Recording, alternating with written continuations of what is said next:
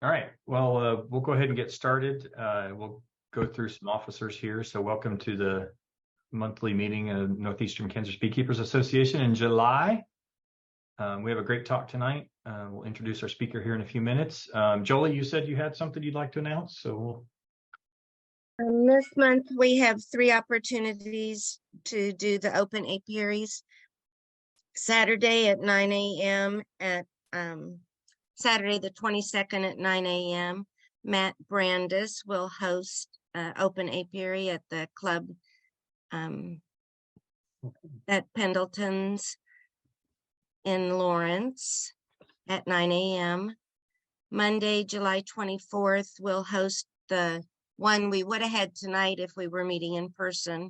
We're going to do it next Monday at 6 o'clock at the club yard at Pendleton's. And then July 27th, my birthday, we're going to host our regular 4th Thursday at 6 o'clock at our house on Clare. And all the information's in the newsletter and on the website. So. And bring Jolie a present. Yeah.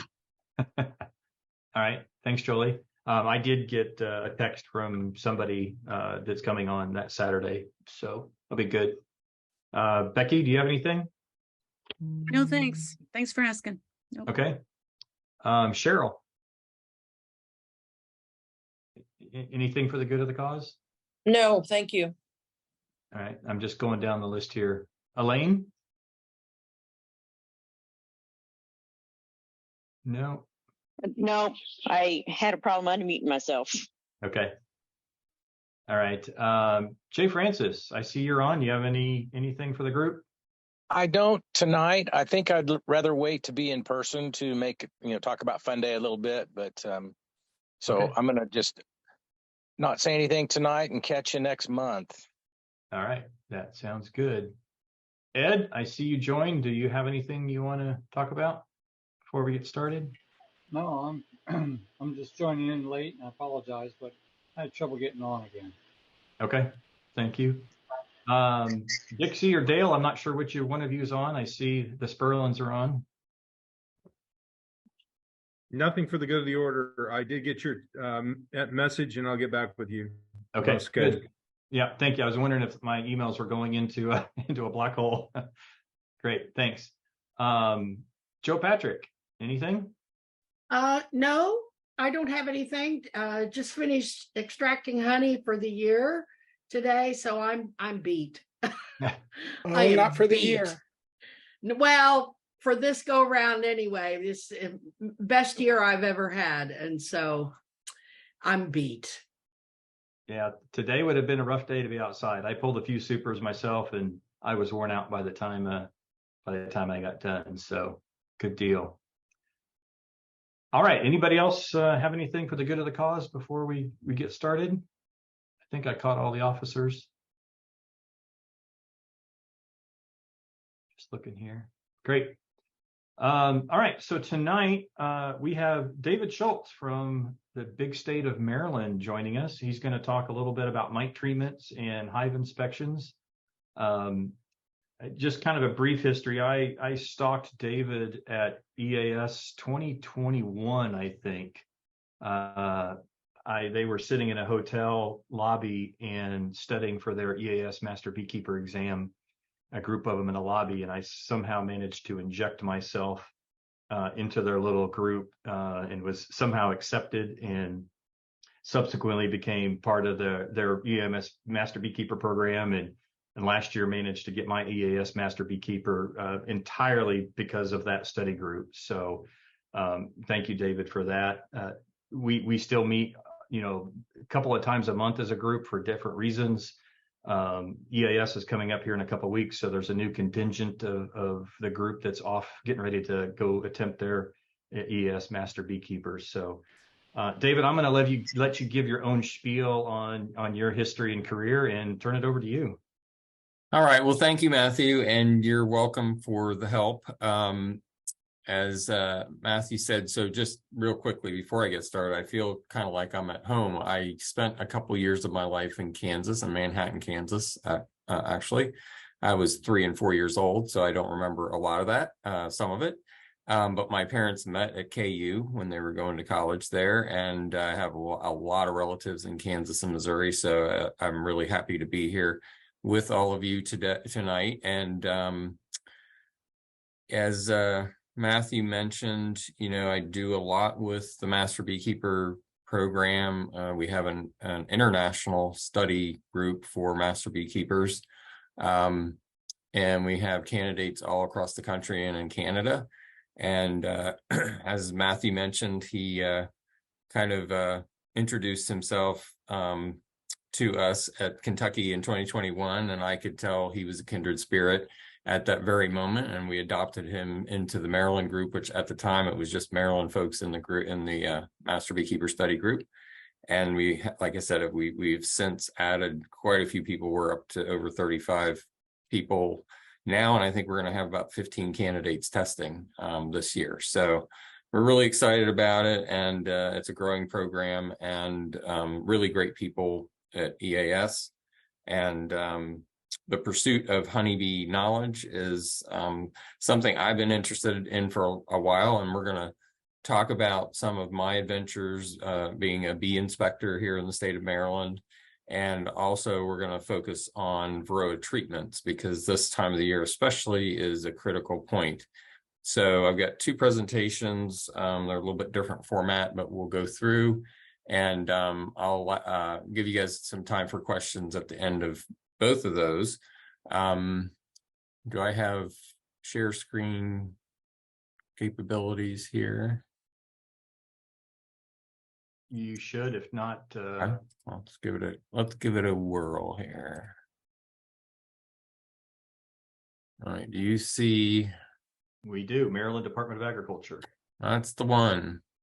All right, so our inspector program is run through the Maryland Department of Agriculture, and it's the Plant Protection and Weed Management group there. And we have the apiary inspection program, and I'm just one of the part-time inspectors. Our chief apiarist is Sybil Preston, and she's also an EAS master and has been a bee inspector for 20 years or so, and been the chief apiarist for at least 10 of those. So let's get right to it. Let's see, I got to figure out how to advance here. Let me get to slide. See if I can do this. I can get into presentation mode here. That's not what I want to do. There we go.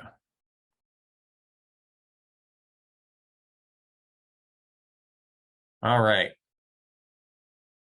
So disease transmission control. So that's one of the main things that the inspectors are involved in. And we're really concerned about movement of bees across state lines. So in Maryland, there needs to be a permit and state of origin inspection certificate before colonies can get moved into Maryland. And that includes pollination contractors. That's the photos you see here, some of our pollinators that move colonies around the country. And so as they're bringing them back into Maryland, we need to have these them inspected and get certificates from them. And then, of course, we do a lot of inspections for them when they're moving colonies out of state. So before they go out, one of the things I don't have a slide for is that Sybil Preston is the only apiarist in the country that uses dogs to do inspections for American foul brood. So when the air temperatures are below 50 degrees Fahrenheit, she brings her dogs out, and they can take care of thousands of colonies in a few hours. And it's a really interesting program. She's on, I think, her 3rd or 4th round of dogs. And she has a whole training program and everything. And she's been recognized throughout the country for that program. And it's really fantastic. And it helps our state, our pollination commercial contractors a lot, or apiarists, sorry. And then we need the inspection certificates for movement if we're moving out of state, like I mentioned. So a lot of these pollination contracts happen in Delaware or the Northeast, and we do have some pollination commercial beekeepers that move out to the almonds in February. So when they move out, we've got to do the inspections first. So maintaining healthy bees, that's one of our main focuses as well. Brood, we're looking at for brood disease, mainly American foul brood, and we'll talk about that here in a minute. American foul brood is the worst pathogen, but we only found in Maryland 3 apiaries, found it in 3 apiaries in 2022. So even though it is the worst pathogen, it's one that we rarely encounter, luckily. We do have the Beltsville Bee Lab and the University of Maryland Bee Lab here in Maryland, and that helps a lot with samples. We know all those folks, so it really helps with turnaround of our samples that we send in. So maintaining healthy bees is possible with vigilant beekeeping inspection. So here we have a nice brood pattern on a brood frame, some nice honey in the top, and this is what we like to see in the spring and in the summer. That healthy brood is something that we're always coveting, and of course the bees are as well. The bright white larva, I mean, you really have to see this blindingly white larva when you have the sun out and you're looking down on those cells. That's really what you have to see. If you see anything off color, gray or brown, then there's a problem. You've got some kind of issue. It could just be feeding issues, but that probably means you've got viral issues in your colony because the workers are not keeping up. And you definitely want to see that wet condition. You see on the left there, all the larvae just swimming in the jelly, and that's what you want to see. That means they're well fed. Again, some nice brood patterns here. This is, what we like to see every time we go in to the colonies. So the diseases, the brood diseases that we're going to focus on today: American foul brood, European foul brood, chalk brood, and sac brood. And we'll talk about a few other things. So American foul brood, again, kind of the worst of the worst. The spore-forming bacterium, highly contagious, usually will kill the colony. We have seen on some control colonies at the Beltsville Bee Lab, we've seen them do some stuff where they've been able to keep American foul brood colonies alive, but it's very difficult. And it's not something that regular beekeepers would want to try to engage in, but they've done some studies there. And so there is some possibility if you really know what you're doing, but that's not for most beekeepers. It does affect the larval stage. So American foul brood, unlike European foul brood, the American foul brood affects the larval stage. So we'll talk about that here in a minute. So larva up to about 3 days old. Once it gets older than that, then basically the spores won't germinate. And adult bees, it doesn't actually negatively impact adult bees. Unfortunately, adult bees feed the the bacteria to the larva, and then it spreads it around. When a larva dies, once it desiccates completely out, then it will leave this scale, and the scale can have as many as 100 million spores. So it's a pretty serious problem. We know in Maryland, they've reactivated spores that are over 50 years old. So we know it can come back, just from hanging around for at least 50 years. And they every few years they try it again and they get live bacteria. So this top frame picture is a pretty good picture of American foul brood. You can see a couple things here. You can see some scale and a couple of these cells. It's a little tough to see there, but you see the perforated cappings. That's a real indicator. And then you see these kind of dead, kind of shrunken down brown pupa. These have been uncapped. You can see the cappings have been torn off by the hygienic bees. That's probably what this girl is doing here. And it's the reason that we get the perforations and the cappings is because the bees detect that there's a problem and then they go in and do uncapping there. The rope test is really probably the best one that we find when we take dozens of samples every year and send them to the lab. And again, very few of them ever come up positive, but the rope test is a really good indicator. So when we get ropiness, we know that we probably got a 90% plus chance that that's American foul brood. So you really want to, look that test up. It's not hard to do. You just kind of use, it says here, matchstick, a toothpick will work as well. And you just kind of mix up the larva in there well, and then pull it out. And if you get that roping half an inch or so, then you've probably got AFB, and the foul smell, of course, is an indicator too. Now, any bacteria in a cell will create foul smell. So, you have to kind of be careful that, it is AFB or EFB that you're getting that foul smell, but it's pretty overwhelming in a colony with AFB or EFB. So you can see some scale here. If you look down in these cells, there's a lot of scale on this one on the right. A black light really helps. It'll show up kind of a bluish purple color. So if you have access to a black light, if you're concerned, that can really help you identify the scale there.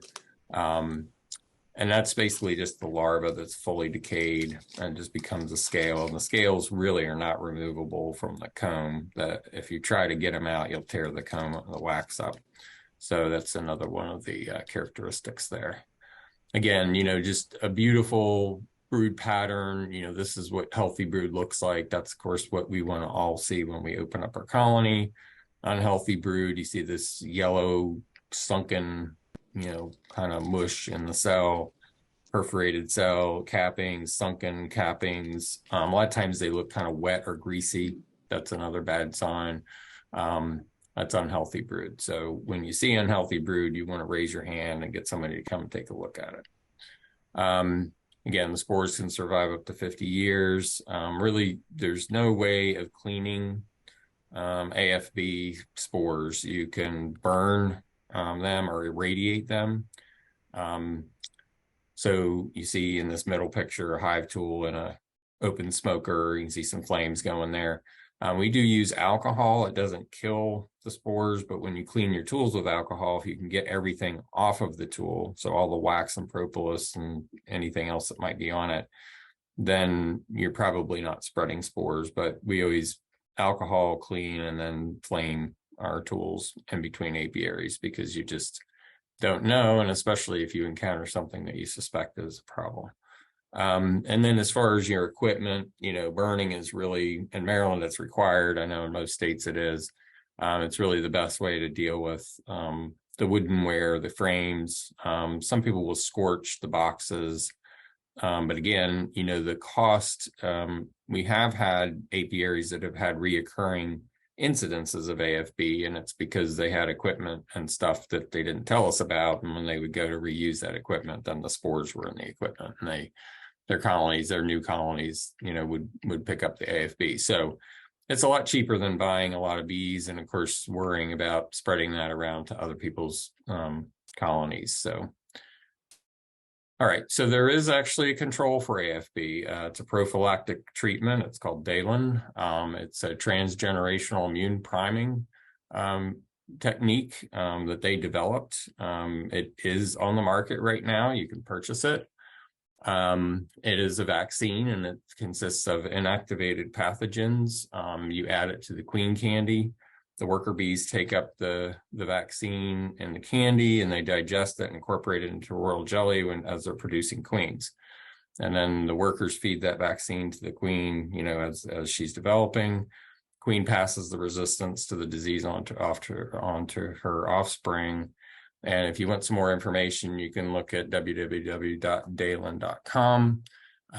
One of the masters that's in our master beekeeping study group, Nathan Reed, he's a master, he's an EAS master as well.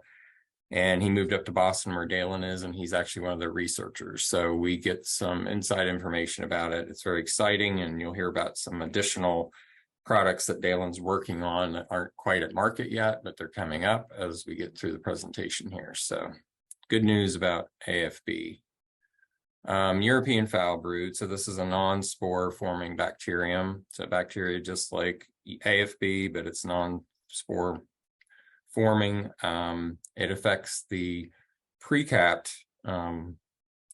the larva, basically the C stage larva. So it is a stress disease. It normally doesn't kill the colony. One of its traditional things is this twisted yellow larva, and you can see it in this upper left picture and several of these.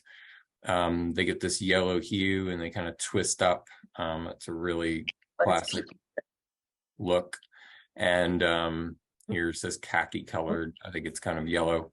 It does smell foul. It smells more sour, some people think, than American foul brood. American foul brood smells to most people more like kind of dying things. And you can see just how spotty everything is here because the bees are going in and removing things. So EFB is kind of most likely a spring disease. And, when nectar flows are sporadic, sometimes you can kind of get these issues. There's not enough nurse bees. The hygienic behavior is kind of stunted. It's transmitted when the bacteria is mixed with bee bread or in the honey and fed to the larva. And then it replicates in the midgut, killing the larva within 4 to 5 days. This causes the larva to die before being sealed. So it's an open brood disease, unlike AFB, which is a closed. Usually it happens after the cappings, and we just see it because it's been uncapped by the nurse, the house bees.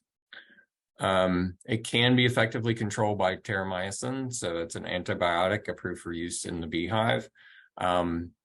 Back in 2017, the veterinary feed directive came out, and at least in Maryland here, vets have to prescribe any antibiotics that are going to go into hives. So most backyard beekeepers don't use terramycin. Now, I mentioned Dalen before, and they're actually working on an EFB vaccine. And they're kind of in their trials there. It's behind the AFB. It's not on the market yet, but they're working on that.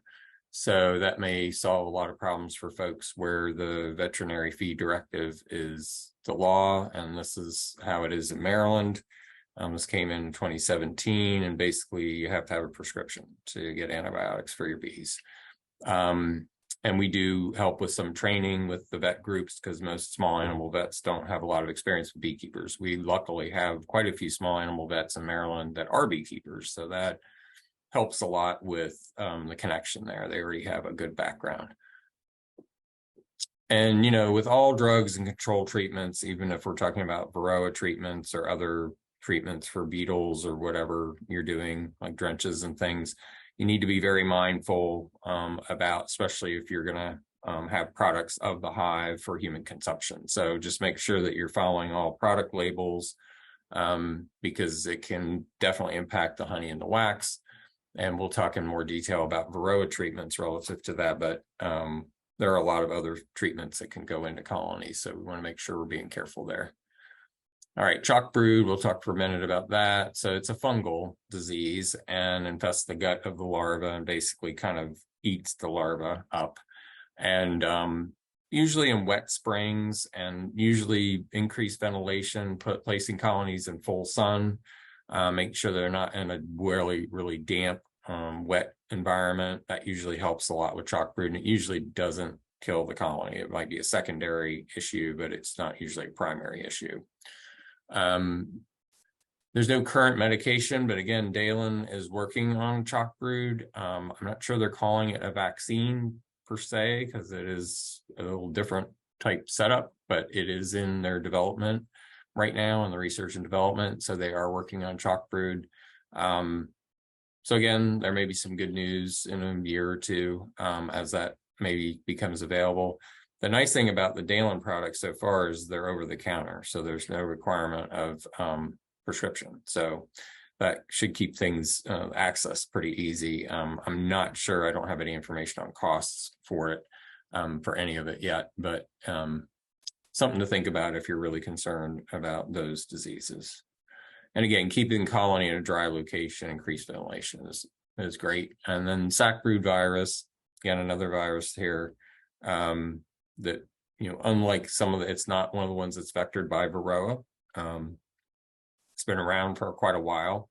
And right now there's no current medication for treatment for sac brood. Again, keeping kind of a dry, healthy colony, sometimes requeening is something that you can consider, common in the spring during the wetter periods of time. There's certain areas, especially, the Northeast, where it stays cooler and wetter in the spring. They can have some real issues with sac brood. We can have it in Maryland a good bit. This year we had some, but not as much as the previous year. Didn't seem like. And then some other brood problems like laying workers, drone laying queens, chill brood. Here in this bottom left photo, you can see the many eggs in each of the cells. That's a pretty good photo of laying worker situation there. And that happens every season. And we had a pretty strong swarm season here in Maryland this year, again, as we did last year. And this year's was a little different because we got into a drought right as the swarm season came in. So they just could swarm and swarm and swarm as much as they wanted to. And we did have some colonies that and didn't end up getting a queen back. And so you saw a lot of this laying worker stuff come up. All right, Nosema. So we have the two different, Apis and Serrana. Most of it's Serrana now. They say 90% plus. It is a microsporidian. It's a disease of adult bees, and it's an infection of the digestive tract. So it doesn't, typically they say it doesn't actually cause dysentery as much as that's how it's spread. So dysentery occurs because bees can't get out and do their flights. And especially if they end up going inside the colony, then the hygienic bees go to clean that up. And then of course they start spreading it around the colony, which is very dangerous. And it's pretty well believed that most of our colonies have nosema all the time. It's probably one of those background stressors. It's sublethal, but it's a background stressor. When other things come and rear their head, I think nosema comes in and starts to play a role.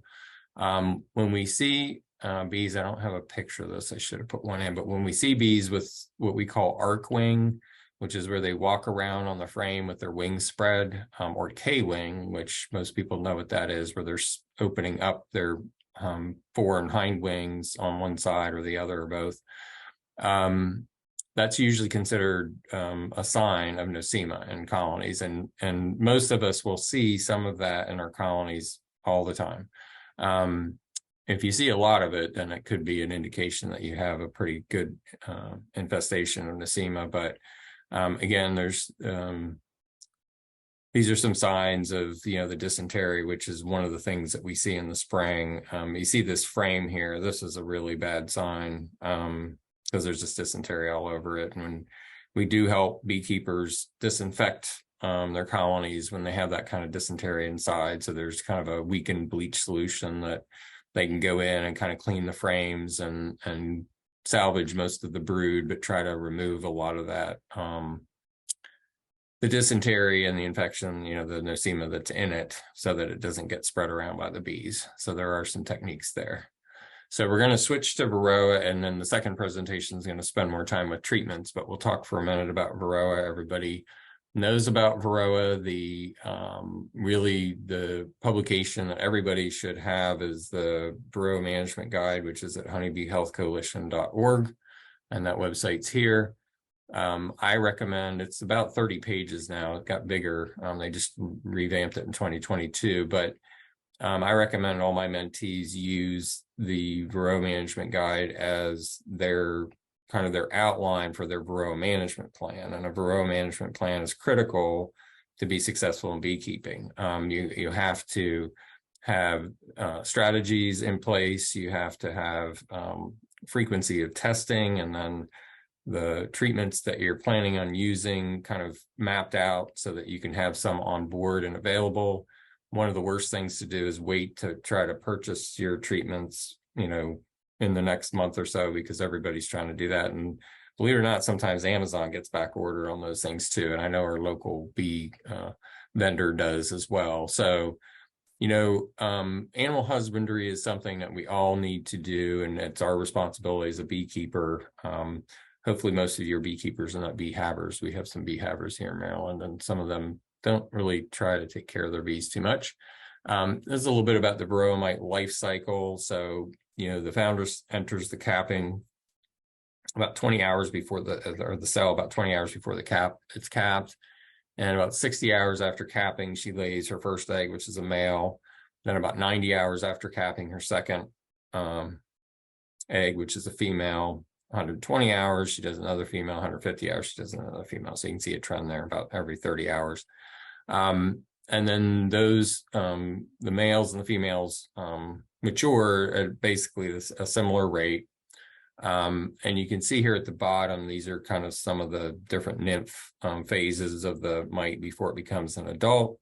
One of the reasons that the worker cell will only generate a little over one daughter per foundress isn't because she doesn't lay a bunch of eggs and have a bunch of daughters in there. She does, but their chitin on their shell is, so they're very sensitive to desiccation. So if their chitin isn't fully hardened, which is this last stage on the right, then they will die very quickly once they're exposed to the air. So they will oxidize, their exoskeleton will oxidize and it'll kill them. So most of the females end up dying that are under the worker brood. Drone brood, a little bit different thing. 3+ offspring can emerge from the drone brood. So because of the extra few days, so it makes a huge difference in the chitin getting hardened there. Most of you have seen this cycle. This is probably from Randy Oliver's site. It looks like his kind of thing. And our mites kind of peak right after our bees peak, and so we're in this stage here in the next couple of months, and of course winter brood is going to start going in right as those mites are peaking. So one of the things that I work with my mentees on is doing a post honey super removal treatment, and it's usually over the next 4 weeks. So I usually recommend you start sometime right around the middle of July and finish up by the end of August. So depending on what treatment you're going for, most of them you have to get started early to late July. And we'll talk about some of the challenges relative to that with temperatures in the next presentation. So again, varroa management plan, we know that most beekeepers, if they lose their colonies after 2 or 3 years, they're probably going to just quit beekeeping altogether. They just don't feel like they're in control, and they haven't really had time to become a good beekeeper yet.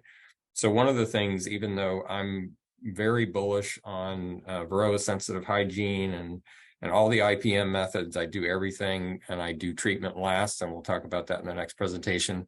A lot of my mentees know that I'm not a super fan of chemicals, but I recommend all my mentees, when they start for the first few years, to use the treatment. They have to become a good beekeeper, and the only way they can do that is to have bees colonies that live through the winter.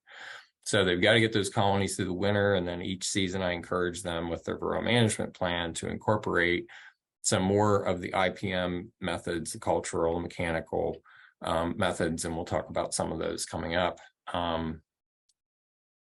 And again, monitoring is key, whether you're doing alcohol or soap wash or powder sugar rolls, or whether you're pulling out, drone brood and kind of looking for mites. I think it's critical. Some of you probably have heard Zach Lamos speak or watched him on YouTube. He's a young, just got his doctorate, and he works at the Beltsville Bee Lab here in Maryland, and he did, for his PhD work, he did a lot of work on where the varroa like to reproduce, and he came up with a statistic of about 80% during the nectar flow when drone production is high, that about 80% of the varroa are reproducing in the drone. So it's probably going to change somewhat the way we do monitoring, but nobody's figured that out quite yet. So any questions on the bee inspection, what we do as bee inspectors? Anything you guys want to ask about that before we move on?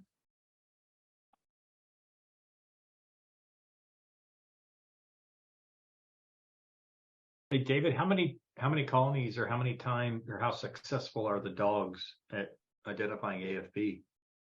So they're, as far as Sybil's concerned, they're 100% successful. She takes dogs. She started with dogs, and I think all of her dogs come from the drug sniffing. They're initially drug sniffing dogs. So she goes to the police academy, and she kind of gets the dogs that aren't gonna pass because they're a little too hyper, or they don't behave themselves quite as well.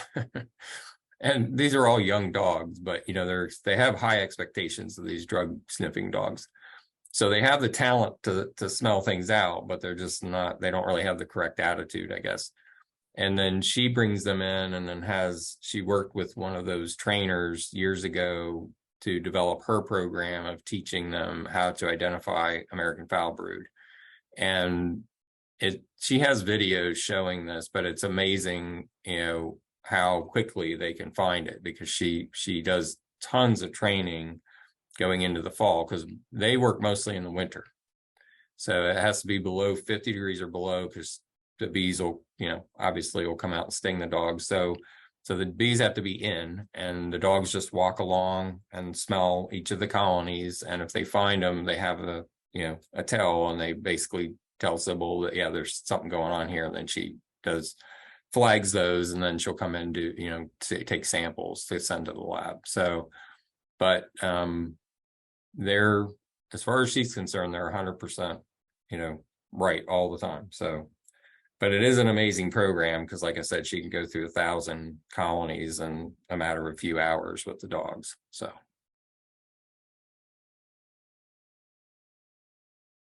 All right, thanks. You're welcome. Any other questions? All right, I'm going to stop sharing this one, and I'm going to see if I can find my other one. Let's see here. All right, so I titled this Varroa treatment mechanics, because we're going to talk about some things that we don't normally talk about in Varroa treatment, but I think it's, I found it to be very important. So let's get going here. So this is about me. You already know about me. This is my Google, so maryland.gov web's email address. So if you want to write that down or take a picture of it, if you guys have any questions, I'm perfectly happy to answer those for you. So let's talk about some beekeeper stats. So this is something that we talk about, and you probably heard this before, but I actually did a little research in Bee Informed Partnership and got some real numbers. So in 2022, we had about 3 million colonies. It depends on when you survey. So this was after kind of splitting. So it wasn't just right after the winter, they increased after splitting, but that was close to a max, about 3 million colonies. This is in the United States. Also in 2022, about 15,000 commercial beekeepers, and that ended up being about 20% of all beekeepers in the country. And in 2022, those commercial beekeepers were keeping about 2.5 million colonies, and that's about 80%. So that's that 20% of the beekeepers are keeping 80% of the colonies. And the flip side, the backyard beekeepers, about 500,000 colonies, and that was about 20%. And there were about 75,000 backyard and sideliner beekeepers, and that's about 80%. So that's the mirror image there. The reason that those stats are important is because when we think about retailers, the people that are selling treatments and things for Varroa, and all of our hardware, our boxes and frames and everything that we buy, tools, but bee suits, smokers, you have to realize that they're going after the 2.5 million commercial colonies, because that's where the money is to be made. That's 80%, right? So they're catering to these 15,000 commercial beekeepers, as opposed to the 75,000 backyard sideliner beekeepers. So as I tell my mentees, we basically get what the commercial guys want, because that's the way supply and demand works. So honeybee math, let's do that. So Varroa treatment dosages then are based on a 10 frame deep box. That's the commercial beekeeper's hive of choice. So I know most of the labels for the treatments do not say deep. They just say a box. And sometimes they say 10 frames, sometimes they say 5 frames of bees. That they rarely ever say deep, but that's what they're talking about. So when they say per brood box, they mean a 10 frame deep. And each deep frame has about 7,000 worker cells. I've counted them, and it wasn't fun, but and that's both sides. So about 3,500 on each side. Each deep frame can have about 2,300 workers for a full frame of bees. So full frame of bees means it's covered. Doesn't mean it's got double layers of bees. It means a single layer of bees, and one adult bee takes up about 3 cell spaces. So that's the math there, 2,300. And assuming some honey and pollen stores in a brood box, each 10 frame deep box can house somewhere on the order of 50 to 60,000 brood. It's a lot of brood. Unfortunately, or maybe fortunately, our queens only lay, so a queen laying 1,500 to 2,000 eggs a day can only lay 31,500 to 42,000 eggs in 21 days. So you're never going to have 50 to 60,000 brood in your 10 frame box unless you've got more than one queen, which I know that happens sometimes, but that's not the rule. So generally speaking, you're going to have somewhere in that 35,000 brood range if you've got a very productive queen and she's got plenty of room. But to kind of keep it simple, 10 frame deep, 10 full deep frames of adult bees, so that's about 23,000 bees, and therefore the Varroa treatment dosages are based on somewhere around 55 to 65,000 bees and brood. So if we add the 35,000 to the 23, we're kind of in that range, and that's really what their dosage is based on, is a full box of bees. Many times we do treatments on colonies that do not have full deep 10 frame boxes of bees. So this is what we're going to talk about today. So again, here's some more math. So each deep 10 frame box has about 70,000 worker cells. 8 frame deep has about 56,000. So that's 80%. 8 out of 10, that's easy math. 5 frame has 35,000. That's 50%. So 5 out of 10. Now, when we go to mediums, it gets a little trickier. So a 10 frame medium box has about 45,000 cells, which is about 64%. So there's about 4,500 cells on a medium frame. And this is a standard 6.5 inch medium frame. Each medium 8 frame box has about 36,000 cells, and that's 51% of this 10 frame box. So you can see that an 8 frame medium box is almost exactly half of a 10 frame deep. So that's interesting math. And then a medium 5 frame box has about 22,500, which is about 32% of this 10 frame deep box. So again, when we're talking about dosages, this is important information to think about so that we don't over or underdose our colonies with the treatments. So honeybee treatment research. So researchers study many compounds. At Beltsville Bee Lab, we've interviewed some of the researchers there over the years, and they try everything. They try all kinds of soap and cosmetics and herbs and soda pop, and just everything you can think of. They've tested on Varroa to see if it kills Varroa. So, and they haven't finished yet. But every year they go through hundreds of different things. But their goal is, in their research, is to identify compounds that cause very little problems with bees, but a lot of problems with Varroa. And the final recommended dosage of a successful compound will maximize the destruction of Varroa and minimize the death of the brood and bees in the colony. So as an example, compound A causes death to Varroa of 80, so DV equals 80, and death of honeybees of 20%, DH equals 20. So if the treatment dosage is increased, the resulting death of Varroa may increase, but most likely with an increase in honeybee death as well. So the dosage is important. It's one of the reasons that we say the label is law, because the intent is to put in the proper dosage with your colony.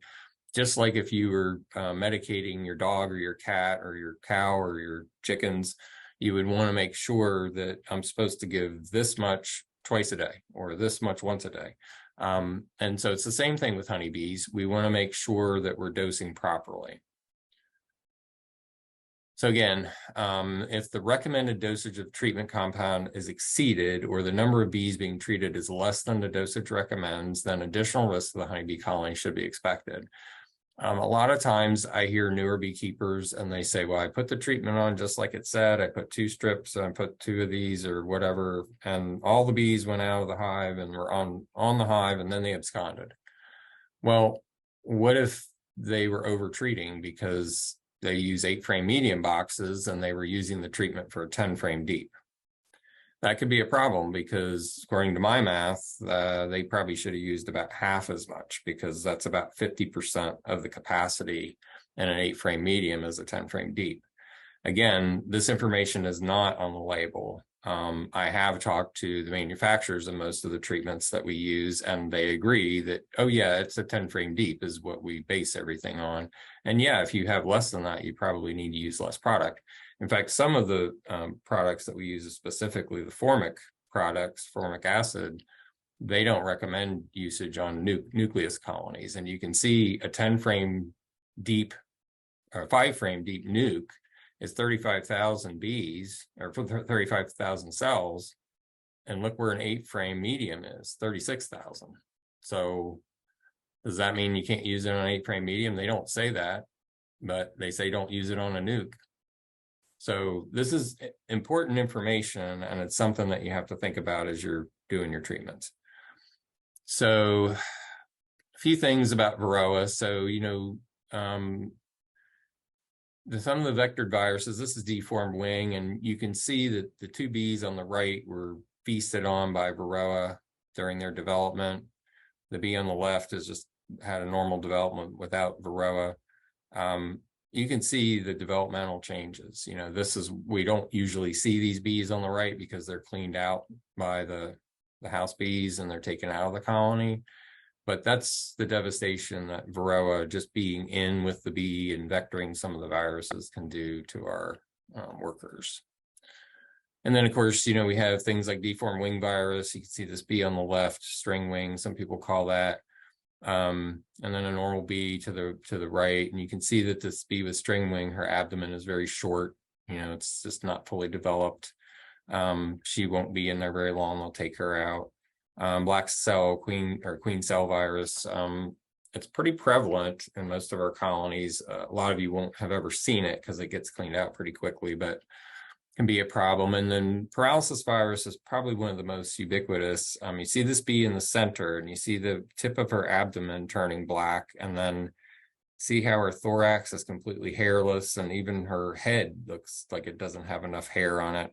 Well, those are early signs of paralysis virus, and then her abdomen will continue to blacken and then get kind of bloated and greasy looking, and she'll start shaking. And, this is just kind of the precursor. So she's sick, and this is something your eye should catch when you look in a colony. And if you see very much of this, you probably have an issue with Varroa. So you want to jump on that right away, do some testing and treating.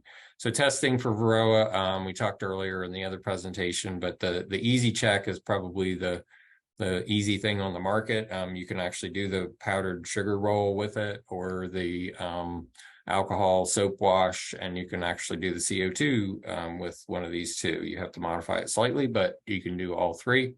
And, here we have, kind of the thresholds from the Honeybee Health Coalition Guide. And when it came out in 2022, they did shorten some of these a bit. And most of the beekeepers around in Maryland just kind of use 1%. I mean, when they get to 2, then that's what they're using as their action level, because 2 is kind of in here. And I know the danger is really mostly 3, but most people just don't want to take a chance around here. So. All right, so most of you guys have seen this IPM pyramid. I think this is beneficial. At the bottom here, we have kind of the prevention area with cultural, and then we get into some of the intervention with mechanical means, and then into the chemicals, the soft and hard chemicals. But basically, all of our Varroa management plan should have an IPM method, and it should be something similar to this. So in the bottom here, cultural, we've got reducing reproduction of mites, a resistant stock, small cell comb, although I don't think that works very well, and brood breaks. Brood breaks are great. One of the best things about brood breaks is it allows the hygienic bees time to go in and really clean. It's kind of like how your house is when you have guests over and you don't have any time to clean, and then when they leave after you have a nap for a couple days, then you can get everything cleaned up because there's nobody in your way. So I think that's important. Brood breaks, and then the mechanical stuff includes things like mite trapping, like drone brood removal, screen bottom boards, powdered sugar, which again we'll talk about a little bit more. And then we get into the natural components, chemicals like thymol, formic, oxalic acid, HopGuard, hops, and then the synthetic, and I only listed Apivar here, the Amitraz, but that's the one that's really popular here in Maryland. So we're going to go through these in kind of reverse order. So Apivar, let's talk about that treatment. So Apivar should be used with a dosage of 1 strip per 5 frames of bees, usually 2 strips per brood box. Again, this is 5 frames of deep frames of bees, which we've already talked about. So 1 strip for 5 deep frames of bees. Leave the strips in the hive for a period of 6 to 8 weeks. Remove 2 weeks prior to supering. So it can't be on when supers are on. It's actually a dangerous chemical to humans. So you've got to get that off 2 weeks before so that it can dissipate enough to be safe with your honey supers. The larger the brood area is, the longer the strips should be left in the hive. They say up to 8 weeks, that's the max. They do recommend scraping and repositioning the strips at mid-treatment. So one of the things about Apivar, it is great because it's not temperature dependent, but it does require a little bit of maintenance. You have to keep the strips with the bees because it's a contact. So Apivar works on contact to spread the treatment. So if you put the strips in where all the bees are initially and then they move over, then you've got to move the strips with the bees. So that's important with Apivar, and cleaning it really makes, scraping it down really makes a difference because they tend to propolize the strips and they need to be scraped down to kind of reactivate them. There are no temperature constraints when using Apivar. So it is something that you have to consider, because when it gets really hot or when it's really cold, Apivar still works and it doesn't chase your bees out. So something to think about. It is a synthetic chemical. So for those of us that don't like chemicals, maybe not our first choice.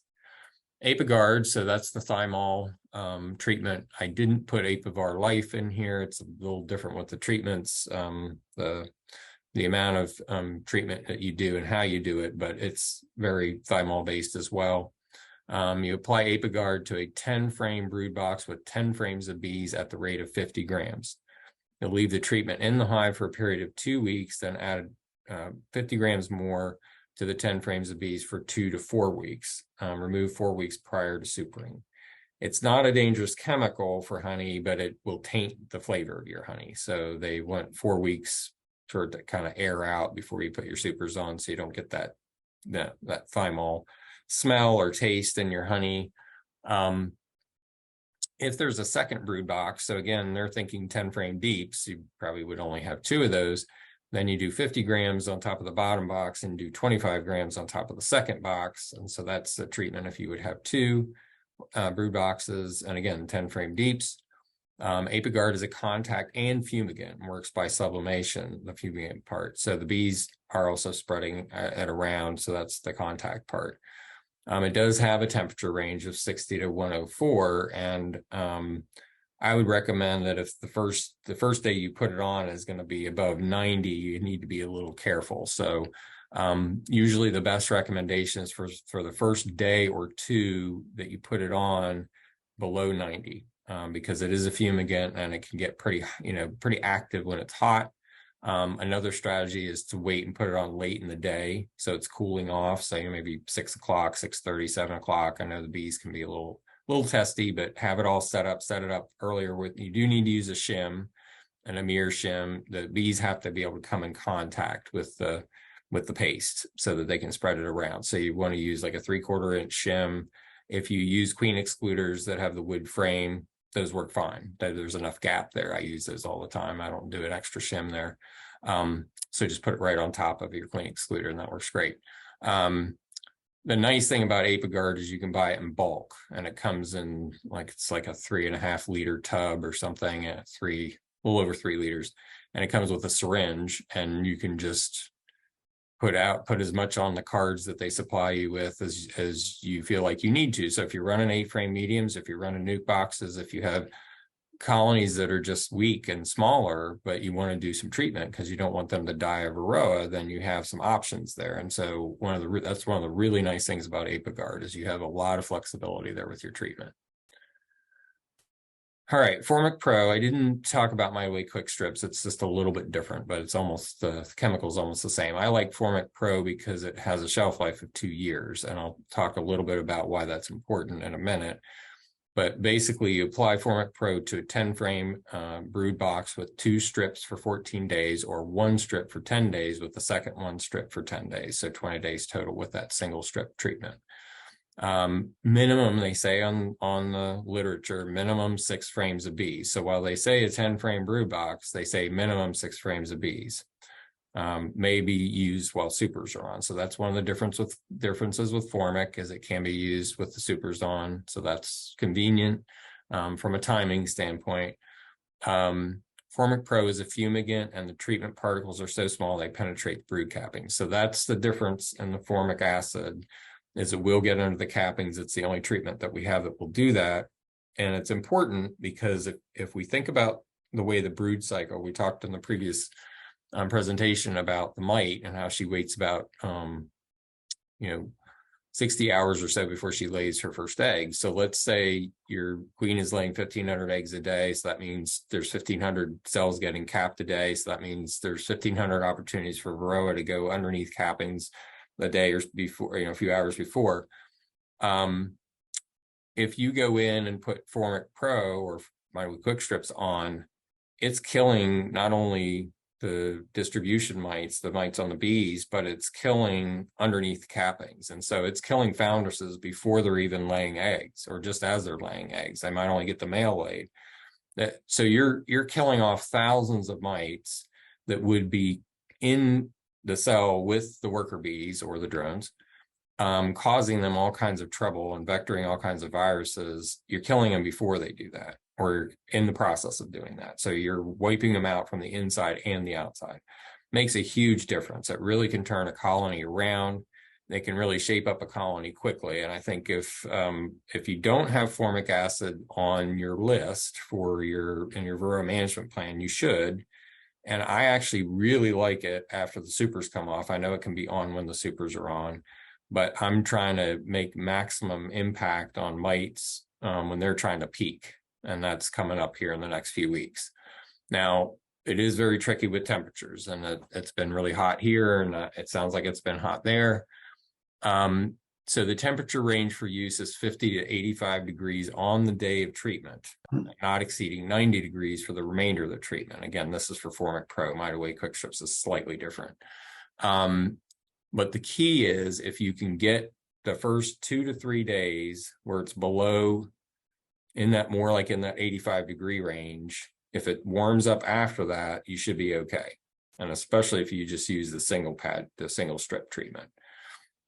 This is something I've talked to the folks with NOD about, and they agree. And it's actually in some of their sales literature that, as long as the first couple of days are on that lower, closer to that 85-degree temperature, it can get up into the 90s after. And I've had really good success doing that, and so have my mentees. So I think that's something to consider. If your colonies are in full sun, you still have to be really careful about that. But if you've got some afternoon shade, I think that's definitely doable. So something to think about. If you can look at the 10-day and kind of figure out where you are with temperatures, and you got a couple cooler days, then I would get it on. And I think you're going to find that it's really going to help you out with your management. Brood and queen damage is possible with treatment temperatures above 92 degrees. So that is always part of the risk with Formic Pro. And I'm not sure that some of the queen replacement doesn't happen because a lot of times queens will shut down their brood production during treatment. And I think maybe sometimes the workers just decide to replace the queen because they think there's something wrong with her. This specific treatment, and even the ApiGuard, it's very important to consider the bee math that we did earlier. And I know that they say that you only have to have 6 frames of bees, but I think it's very important to understand that if I'm running 8 frame mediums versus a 10 frame deep configuration, 1 strip is probably equivalent to 2 strips on 10 frame deep, depending on how populous it is. But that's something you have to think about because the dosage is important. And so I think it's critical here that you consider that. Oxalic acid. So there's 3 approved methods for treatment: vaporization, dribble, and spray. For vaporization, you apply oxalic acid at the rate of 1 gram per 10 frame brood box. So again, a 10 frame deep, during a broodless period. They really recommend that you use it during a broodless period because it's a flash treatment. It happens very quickly. A couple really good opportunities for this broodless period. We talked earlier about a brood break. If you do a split, or you have a colony where the queen swarmed out, or you're creating a new colony somehow or another, the 30-day rule is what I teach my mentees. So what you want to do is you want to give the queen all of her opportunity to get out, get mated, come back, and start laying But right before they start capping her brood, you want to do that treatment with OA. And that's about 30 days. It can change by a few days depending on how quickly the queen gets out and weather conditions and things like that. But you just want to check at about 28 to 30 days. And if you see eggs and young larvae, that's the time to treat. They already have brood pheromone in there because that queen's laying, and she's kicking out the queen mandibular pheromone really strongly because she's laying. And so it's very unlikely. I've never lost a queen when I've done it, but it would be very unlikely. But you definitely don't want to do treatment while she's trying to get in the process of getting mated or anything, because that could result in her getting taken out because they think something's wrong with her. So I think the 30-day rule is a pretty good one. And I really love OA for that. I think it's just ideal. The other thing that I do, and my mentees all do it, and they all get most of their colonies through the winter, is we do dribble probably around the middle of December. So most of our colonies, the queens stop putting brood in mid to late October. And so by sometime around Thanksgiving, there's definitely no capped brood in most of our colonies. And that's usually the date I have my mentees target is Thanksgiving. And then they're just kind of doing that 10-day weather look ahead, and they're looking for in the 50s in the morning, a bright sunny day where it's going to warm up through the day, and you go in, 9 o'clock in the morning or so, and you do your dribble and close it up and let it warm up in there so the bees can kind of shake it off and get out and spread out and, spread that stuff around. And boy, do they start strong in spring. It's just such a good, easy, cheap treatment. You can also do vaporization at exactly the same time if you own the equipment or somebody that does. But the dribble is so cheap, you just need a syringe and a little bit of OA, oxalic acid. So, and then the spray method is for like packages, and the recipe is the same, the 35 grams per liter for the dribble and the spray. It's just you would use a max of 50 milliliters for dribble, but a max of 30 milliliters for a 3-pound package. So it's 10 milliliters per pound of bees for the spray. So similar processes. If you purchased your OA from Apibioxol after, I think it was November of 2022, the label will read that it's safe to use with honey supers. So as long as you have a more recent version of it from Apibioxol, it is legal to use with honey supers. HopGuard 3. So this is the newest version, 2 strips per brood box, 10 frames of bees. Leave them on for 14 days to 30 days, max 4 times per year, most effective with at least 2 of those treatments in a row. They say 2 to 3 in the literature. The strips must remain moist, so wetting them, they say in the literature once a week, but I have a few mentees that use them and they said they go in 5 days or so because they can dry out. It is a contact thing, and so if they dry out, they're not spreading it. It's approved for use when honey supers are on, and it works best in temperatures of 52 to 92, although it really just has to be above 50 degrees. There isn't a max that just says in their literature that works best between those temperatures. So, and it's best used when there's minimal capped brood during a brood break or other broodless period. So those are the stats on the HopGuard. And then we'll talk for a minute about mechanical. So mite trapping, drone brood removal is something that I do religiously. I know I'm killing many hundreds of mites when I do it, especially with this new information that Zach Lamos has put out there during the nectar flow. I think I'm removing most of the mites because that's where they want to be. And I have a couple of these in my brood boxes and they're just full of drone brood. And so the timing is everything. You have to have calendars to be able to make sure they don't emerge into the colonies, but I think it's one of the best things that we can do. I don't want to kill all the drones because I do VSH queens and I want those genetics out, but I do foundationless. So I have a lot of drone brood. I usually get 20 to 30% drones in my colonies. So I'm only taking about 10 or 15% out with that frame. So I know that I still have a lot that are getting out into the DCAs. Screen bottom boards, we all know about those. I think it's worth having them, and I like having the ventilation as well. Sugar dusting, it's very disruptive to the colony. I used to do this when I first started keeping bees, and it really is a 2-man job because you've got to have somebody holding the frames. You got to get sugar on every bee in the colony. I don't think there's much benefit to it. But, you know, some people think that it's a good plan. I didn't see that it was that helpful to me. And then sanitation is listed as mechanical as well, which is the rotation of old brood comb. And I think it, you know, may reduce chemical buildup stresses, but it obviously isn't a direct connection to varroa, but probably just that, you know, stressor relief maybe.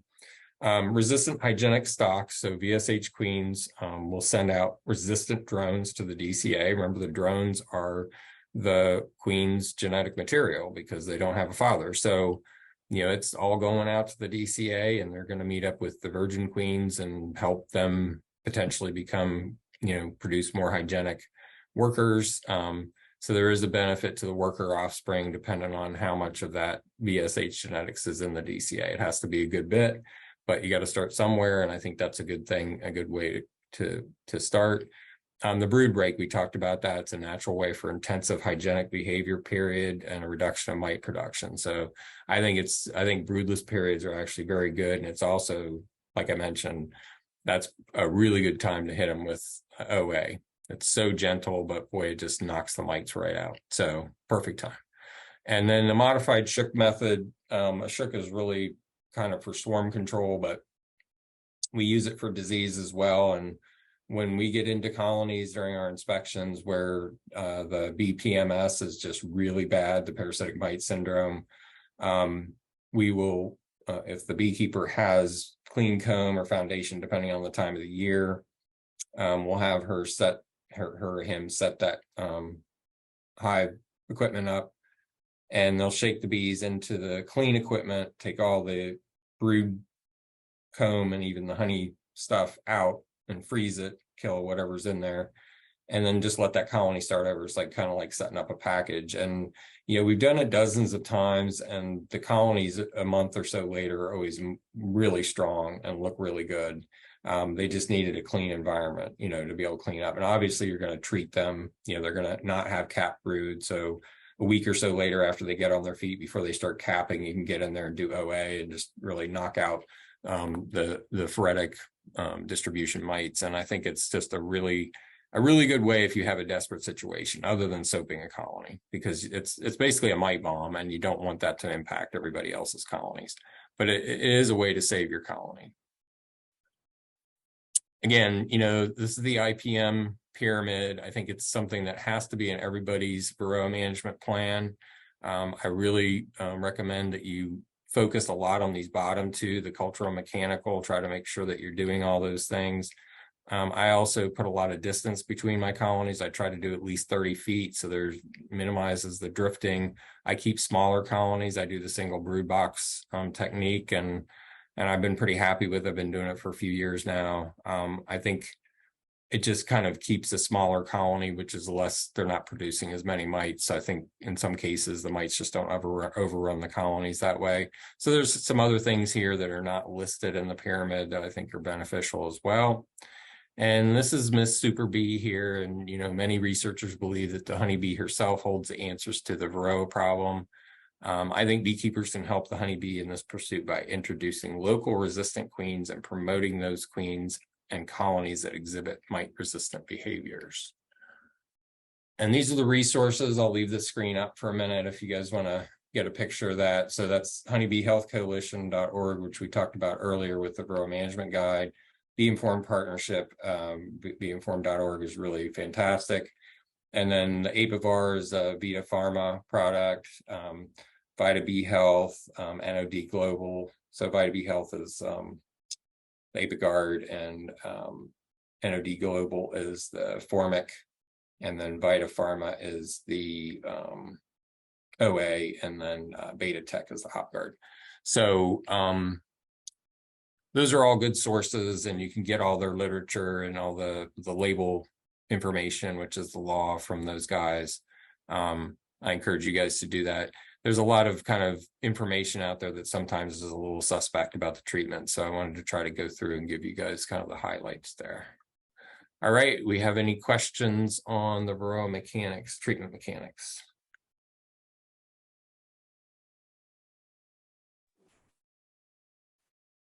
Let's see if there's anything in the chat.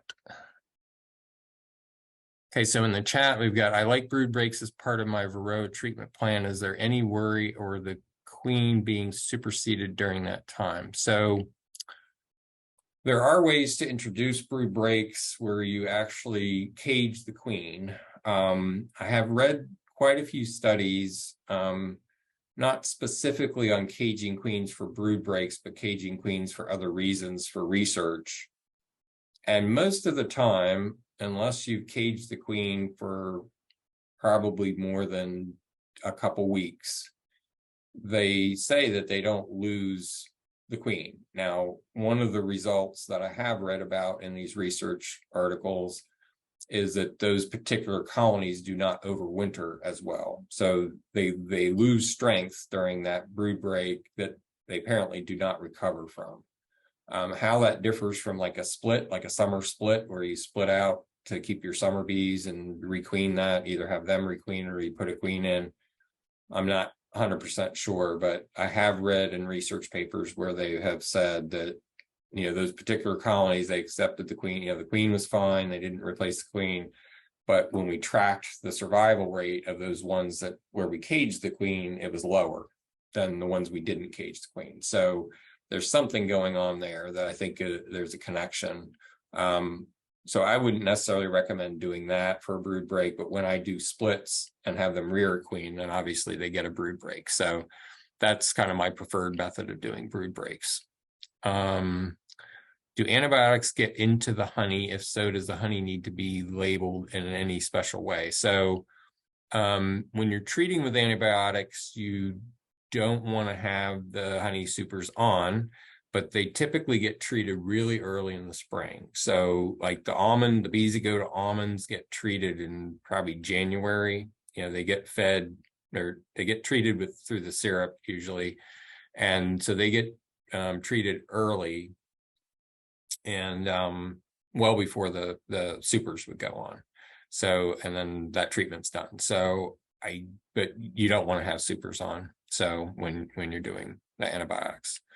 Any thoughts on prophylactic OA treatment in late fall, i.e. no testing? So I don't do testing in December when I do the dribble because my bees are mostly in cluster and I don't want to go in and disturb them to do testing. I could probably find a time in late November to test. My assumption after the final winter brood emerges is, and this has always been true, is that there is a certain population of Varroa that will cluster with the bees and overwinter until brood production starts. And one of the statistics that scares me when I think about it is, let's say I have 10,000 bees that are making it through the winter, and let's say there's 500 Varroa in there in that cluster. When that queen starts to lay around Christmas time for us, first of the year, she's only laying a couple hundred brood a day, right?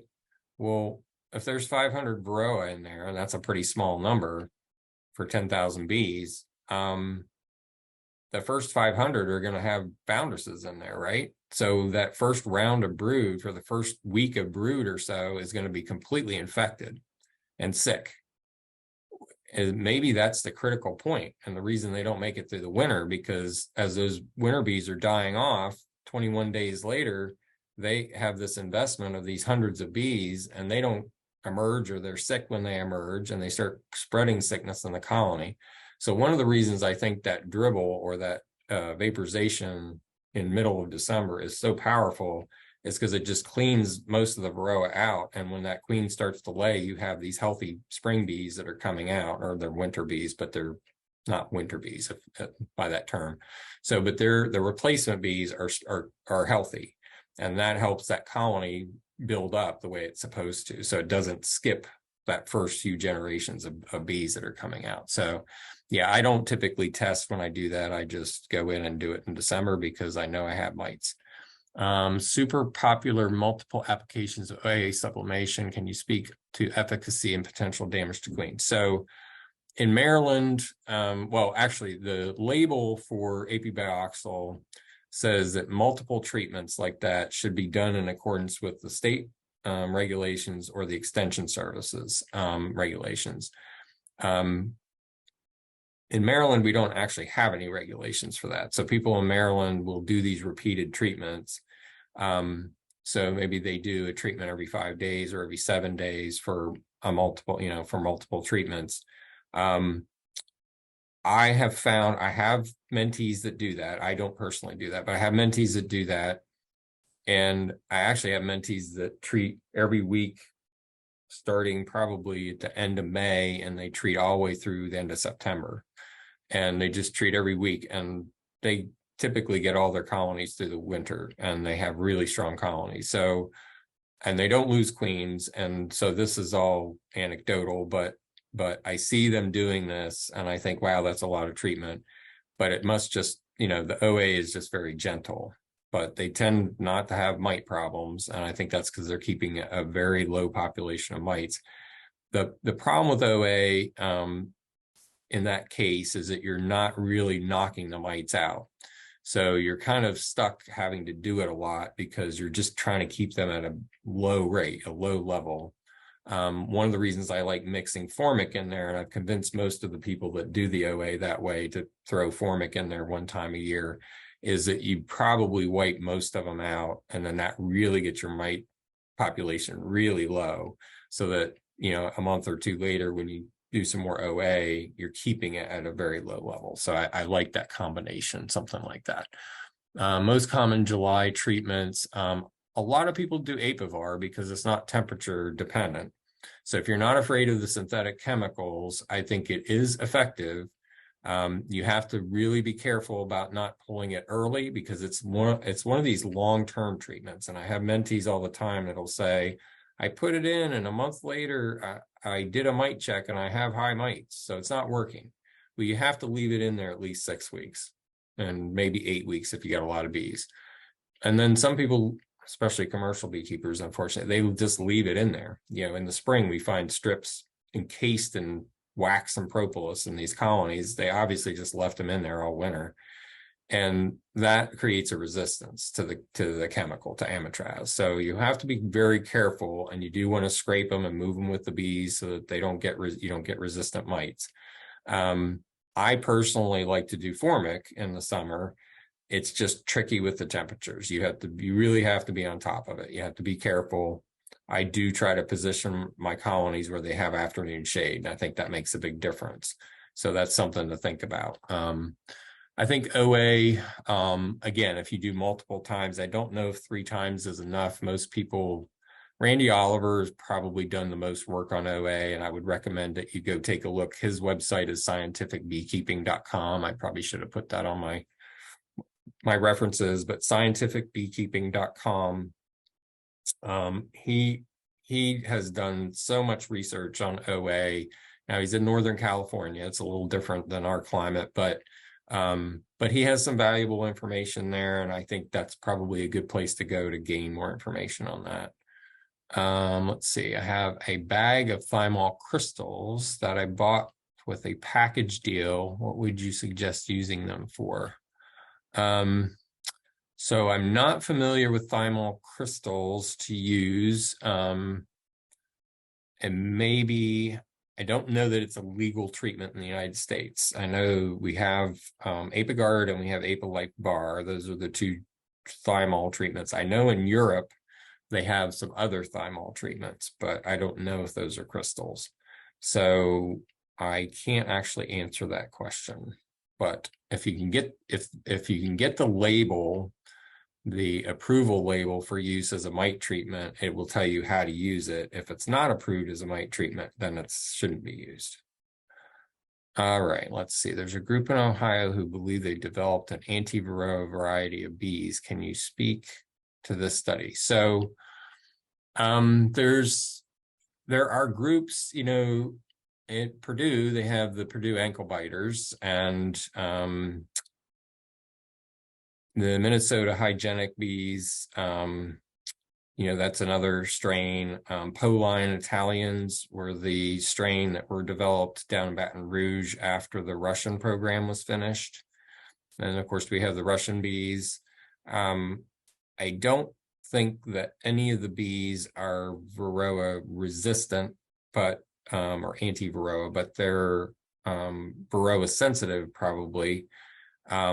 I keep a lot of Russian bees, but I also have some Polines, and I have some Buckfasts, and I have some Saskatraz. So I have various strains, and they all have some talent.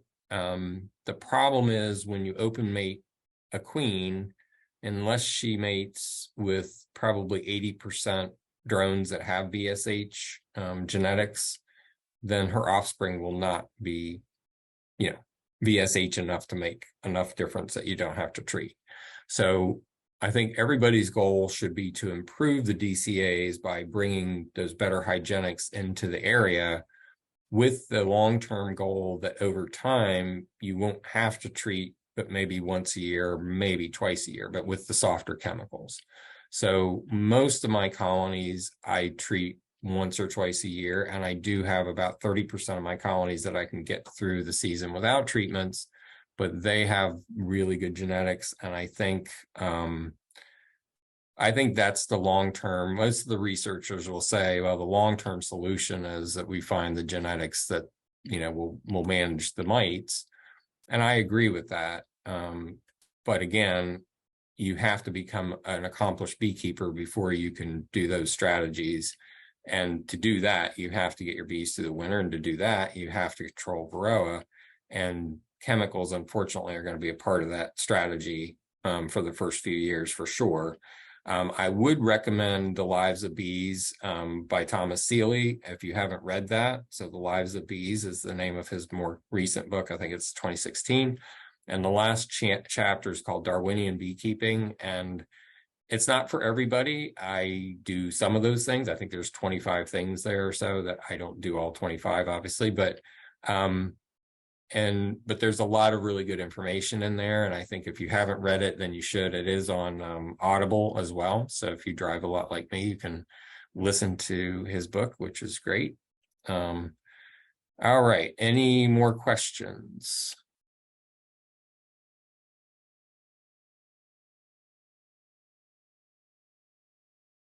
All right.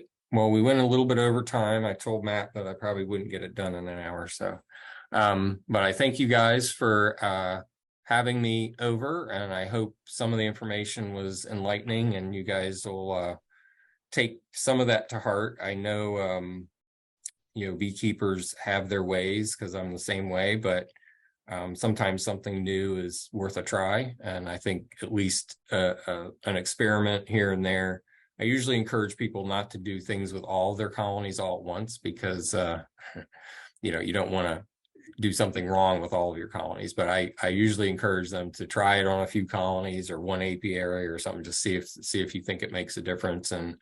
But I definitely would think a lot about the dosage and make sure that you're kind of considering that as you're putting these chemicals on, because I think one of the reasons people have trouble with their colonies because of the treatments is because they're accidentally overdosing and they don't really know that they are. It's just something that accidentally occurs. So we don't want to do that. We want to feel like we're being very purposeful in our beekeeping.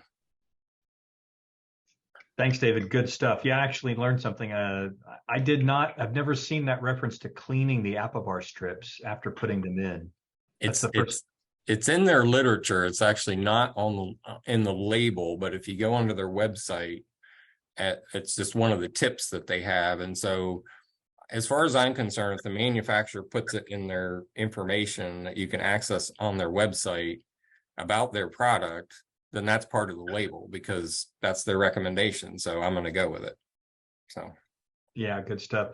Yeah, and hopefully everybody's pulling their supers, getting their honey extracted. So, now's the time to be, tackling your mite treatments as we head in. Now, it's really hot here, David. It's supposed to be, I think, 101 tomorrow. Yeah, so. I know the whole country is having I think we were at 93 or 94 today, but it looks like this weekend's going to get down into the 80s. And that's probably when I'm going to do Apiguard. I'm not going to do Formic yet, but I'm going to run Apiguard in some of my colonies. I think I'll be okay. But yeah, it's tricky business when it's this hot. So. Yeah. And then just for everybody who doesn't know, he mentioned the Honeybee Health Coalition. They actually have a little I don't know, a selection tool where you go through and you say, okay, do you want chemical or organic or both? And then it says, it kind of asks you all the questions and then it gives you the treatment options. So Sure. I know we hit pretty hard on that Honeybee Health Coalition. So I'm hoping everybody has visited that and is using that, because it just kind of holds your hand and gives you the choices. Yeah. As you can tell from tonight's presentation, there's a lot of options out there, and it can be overwhelming, particularly for first-time beekeepers on all the options. So good stuff. Yeah, David, thank absolutely. you so much. You're welcome. So one last thing, Matthew. Obviously you found us at a hotel in Kentucky at EAS 2021. If there's anybody out there, I saw that Kathy Misko was on, and she's also one of our success stories, and of course just a fantastic beekeeper, and she probably didn't really need our help, but she said we helped, so that's good. If there's anybody interested in joining our Master Beekeeper Study group, you don't have to be an active candidate yet, but the idea would be that within the next year or two, you would be applying for the testing to become an EAS Master. So if anybody's interested, you can get with Matthew. He's got my contact information, and he can forward that to me, and we can get you on the email list. Like I said, Kathy Misko from Missouri and Matthew were both with us for a year or so, and both got through their first time. So I'm not going to claim responsibility for that. They're great beekeepers, but I'm sure we helped a little bit, and we've helped quite a few people just understand what's involved. We do a lot of mock testing. We actually just did a wet lab microscopy lab at University of Maryland's bee lab on Saturday, and it was 6 hours, and Dennis Van Engelsdorf was teaching us, and it was fantastic. And we get really great opportunities for education, and the group of people are just some of the best people you've ever met. So get with Matthew. He can forward that information to me, and we can get in contact with you and send you some information.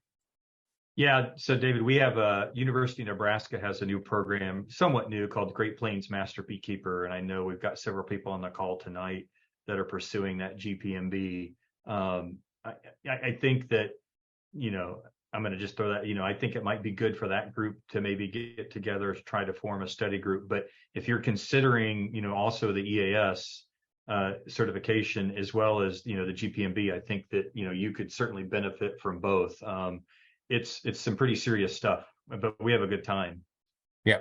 Well, and to that, Matt, we have offered other states and other groups to help them set up a study group like ours.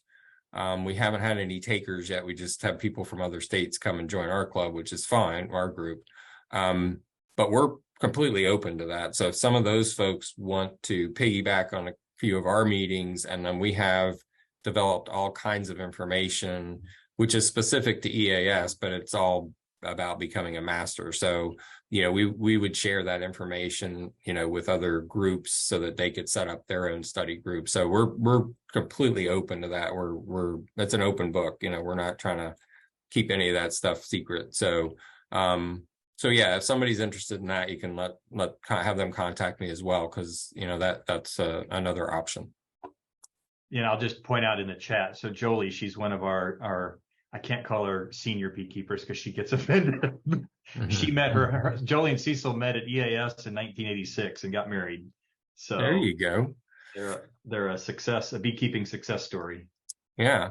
Well, it's going to be in Maryland next year, and then I think it's in Detroit in 2025. So maybe you have to have like a little honeymoon or something at EAS in the next couple of years, because it's at least Detroit's a little closer to you guys. So not terribly, but